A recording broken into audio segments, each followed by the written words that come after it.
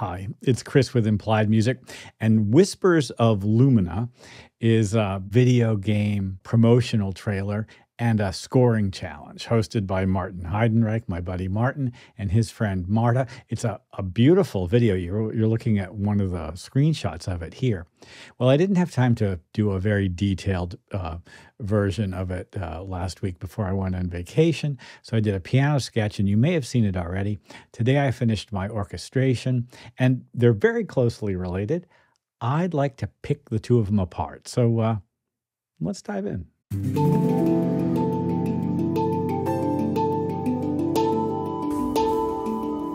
Let's listen to the orchestrated version first.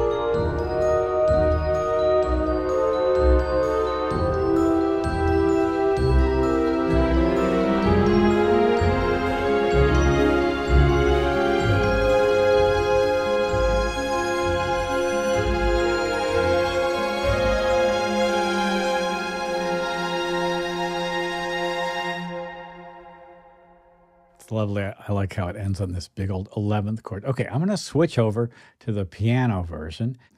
So the piano sketch really contains most of the elements of what you just heard, but it's just piano with some effects.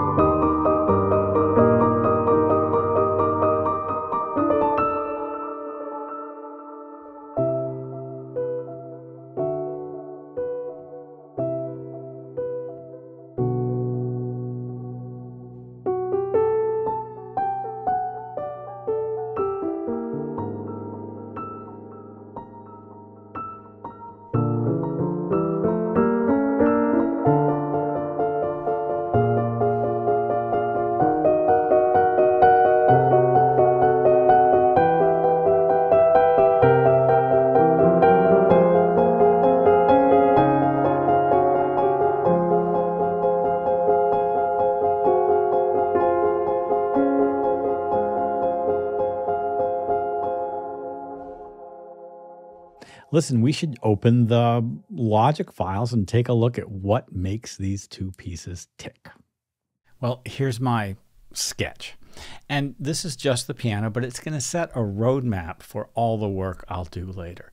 The picture is the God, and so I want to look at the picture and ask myself what's actually happening.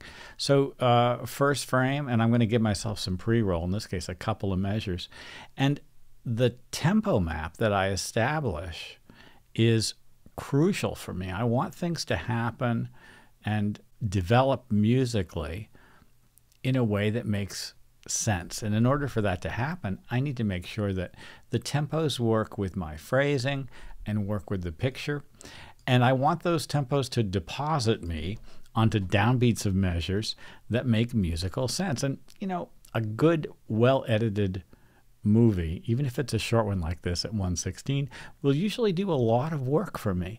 I can easily see sections. I can easily imagine phrase lengths, and I might even get a sense of what the tempo of the piece is just by looking at things that happen on the screen. Let's run through it and sort of talk through that. So here, for instance, it begins with a simple title card. And so an easy gesture and a first theme. And now we're off into the story. And so a little propulsion and a little magic. A little chromatic mediant modulation, and then another chromatic mediant modulation. Traveling music. The camera is moving and zooming in on the clock, and then that clock shot is a very big moment, so we really want to pick it up. Feeling like a pendulum, right? And there's some time to that, right? It swings left and right. Mystery, and then this kind of tritone or diminished chord. And I like all the sparkly dust stuff. I wanted to try to pick that up. And now this darkness and propulsion is really important in the picture, and I want to pick it up in the music. I want to pick up this camera swoop and energy through to the end. There's our theme again, and we've actually modulated the theme a couple of times. There's some kind of great chordal things happening in this piece. Like I said, chromatic mediant modulation, like this G to E flat sound. And then later in the piece, we get something quite similar, just in a different key. And then that major theme happens in a couple of different key signatures as well, and reappears to highlight the story of sort of this little picture. It's a short story, but it's a story nevertheless. And so I want a motif that kind of gives me a sense of magic. Well, let's look at the orchestration. Here's my orchestration. It's BBC Symphony Orchestra from Spitfire. I've got the Pro version, so I've got some extra mic positions, articulations, solo section leaders, things like that. But I'm using a fairly straightforward version of it. Everything going into like kind of the same reverb, just to give me a big room, a little bit of compression on the master bus. So Woodwinds wise, up here, this group, there it is. I've got flute, oboe, clarinets, 3 clarinets, and then 2 bassoons. And that smooths out the clarinets and the bassoons to have 2 of them. Brass, all I needed was horns, French horns, trumpet, and trombone. So that's all that's there.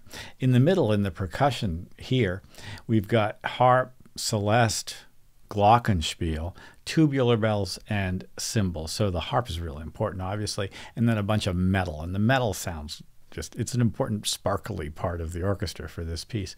And then down here in the strings, the violin's one leader has some sort of soloistic gestures, and it's nice to drop it on the top. And then simply violins 1 and 2, legato, of course, just normal sound. The violas, I chose the flautando, a sort of a more muted, colorful sound, and I'm actually sending it through kind of a spooky reverb to give it a little extra oomph. The celli are legato, and then the basses are pits to give me a little propulsion. Well, let's listen to this, and we can just kind of like follow along.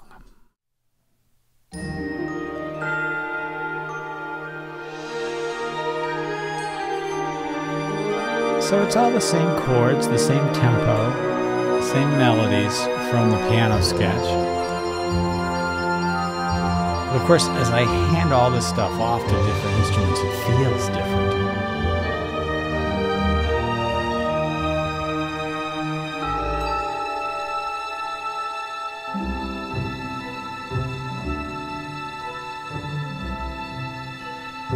Another thing that happens when you go to orchestration is melodies which might have been just kind of a solo single line will get harmonized, and that's because it just feels so good to do it. Like the brass and oboes and horns here, that's definitely happening.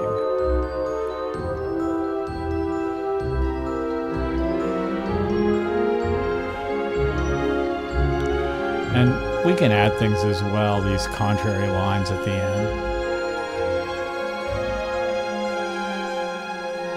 Weren't in the original sketch, but made a lot of sense to me with the picture. Well, you know what we ought to do? Let's take a look at individual sections. So here's just the woodwinds, and listen to how the winds pick up some of the trilling parts from the original piano part, and also some melodic material. The first theme, for instance.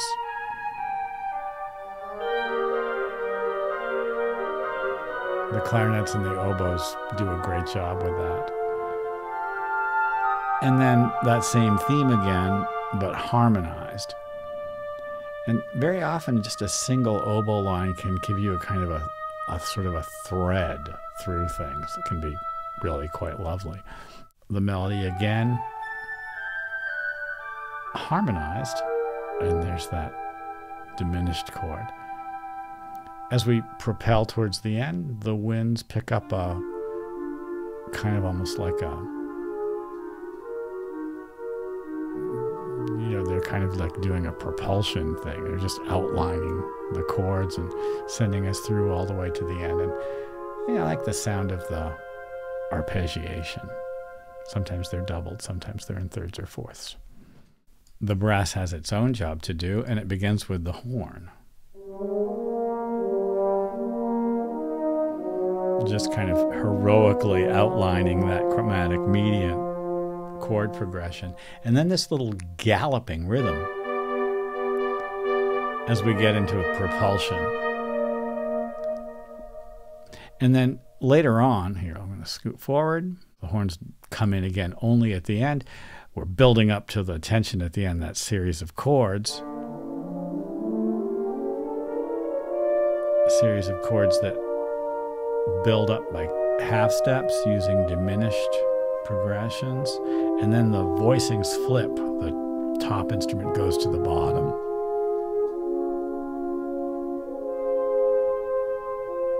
Till we get to the end. In this piece, the percussion, what I think of as the center of the score, harp, glockenspiel, celeste, play a really important role because of all the sparkle. So we've got those little bells and glissandi. And it really is doing a lot of work establishing the tonal resources as well. Like here, the celeste is doing that trill, and the harp gliss is just adding a little bit of sparkle and energy. Sometimes glissandos are just nothing but glissandos. Now we're going to pick up the melody with those glockenspiel notes sometimes, and here it's kind of acting like Father Time, isn't it? Now here's an example where the melody is in the harp.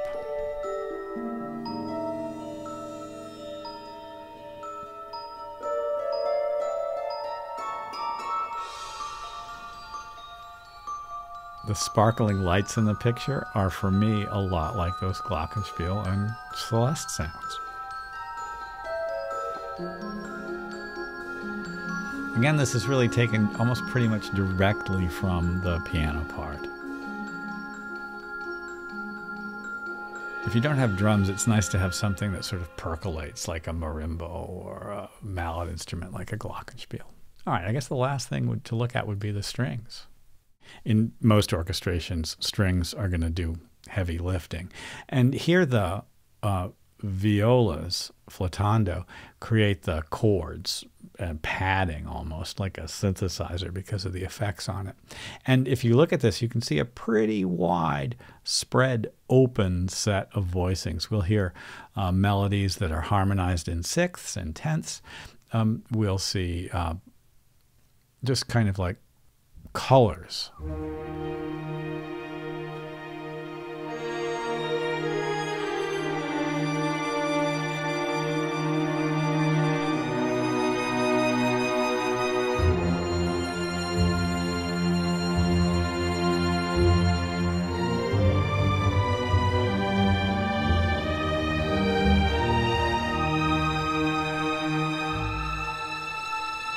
I'm using a lot of continuous controller data. Like there you saw a note start really kind of early and then fade in. Here the viola line just stays put, creating a thread, like something that just holds our attention as other instruments sort of come to the front. And here's our sequence of sort of minor and diminished chords building in half steps. up and up and up. And then the cellos and the violins rising up to this high point, and then this kind of beautiful thing, contrary motion to a minor 11 chord at the end, which really wasn't exactly what I did in the piano sketch, but I couldn't resist with those strings. They sounded so good. Well, this was fun orchestration to do from the sketch. I'm delighted to be able to work on it. And when you have picture a little video like this that's exciting, it is really fun to write to. It's almost like the picture is doing some of the work for me when I'm looking at it. It sets the structure of the piece. It tells me the emotional colors of different moments. And if I'm really paying attention to what's going on, it can give me a lot of nuance and ideas. I want to use my orchestral imagination. I want to imagine the sound as an orchestra, like, oh, the winds are carrying that melody. The violins carry that part of the melody. What would it be like to have horns galloping? You know, all those things they're kind of like, it's a question of inquiry. I'm curious about it, and so I get to try it. It is magical to be able to use sampled orchestral instruments to create these kinds of sounds. Remember when I was young, there wasn't anything like this. I probably would have given my little finger for the tools that I have now. It's kind of great. Well, I hope this has been useful. Like and subscribe. Ding the bell. You'll be notified when I do my videos. I'll see you next time.